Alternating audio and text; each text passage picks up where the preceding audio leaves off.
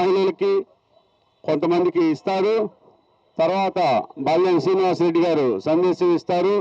Janasena party గురించి, పవన్ కళ్యాణ్ గారి గురించి అందరికీ కూడా మీకు తెలియజేస్తారు.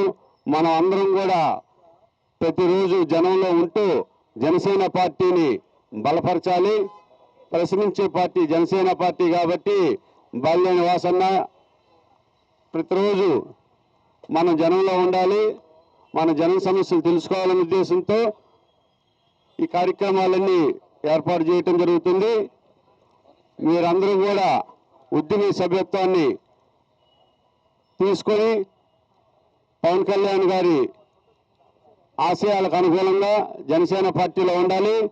పవన్ కళ్యాణ్ గారు కార్యకర్తని తన కుటుంబంలాగా భావించి ఆ కార్యకర్తకి న్యాయం చేయాలనే ఉద్దేశంతో 5 లక్షల రూపాయలు ఇన్సూరెన్స్ పెట్టారు. యాక్సిడెంట్ అయితే 50,000 రూపాయలు పెట్టారు.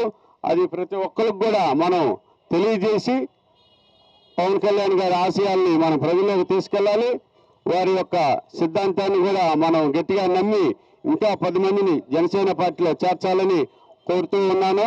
ఇప్పుడు జనసేన పార్టీ రాష్ట్ర అధికార ప్రతినిధి అయిన రాయపాటి అరుణ గారు మాట్లాడతారు.